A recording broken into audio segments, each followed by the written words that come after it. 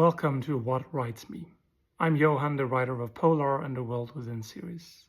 I'm someone who has spent most of my life dreaming up fantasy stories and creating new realms. And I would like to share with you what has inspired me. So I'm going to talk about the books, the games, the people and places that I've leaned on when I've created my own stories.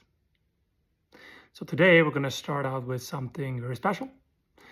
I'm going to take you back down memory lane to 1997, where I picked up a book in a supermarket called Belgarath the Sorcerer, or Belgarath the Sorcerer, as it's called in Swedish.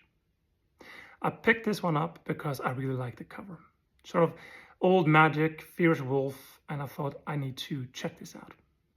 I opened it up, and the first thing I saw was this huge map of a magical world, a realm that I wanted to learn more about.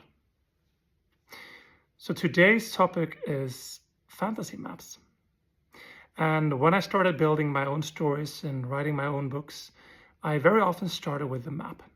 So I hand drew it, penciled it out on a piece of paper, or as I did with Polar, I actually wrote it in a spreadsheet in Excel. A map done in Excel really looks terrible, and it's absolutely nothing you can print, but it's something that you can relate to and use for your story building. So now when I've done the updated version of Polar, the Ice Dragon's Curse, I've spent some time taking that work from Excel and put it into a tool called WonderDraft. And now I have a map that is printable and much better looking than the one from the spreadsheet. I've also done quite a bit of updates to the other parts of the book, so spelling, grammar, that sort of stuff. I included a new foreword and a character tree. And if you have the digital version of this, you can just re-download it in your Kindle and you will get the updates. And you will also get the thing called X-Ray, which is an Amazon feature. You can hold down your finger on a word or a place and it will pop up a little box to tell you more about it. So pretty cool.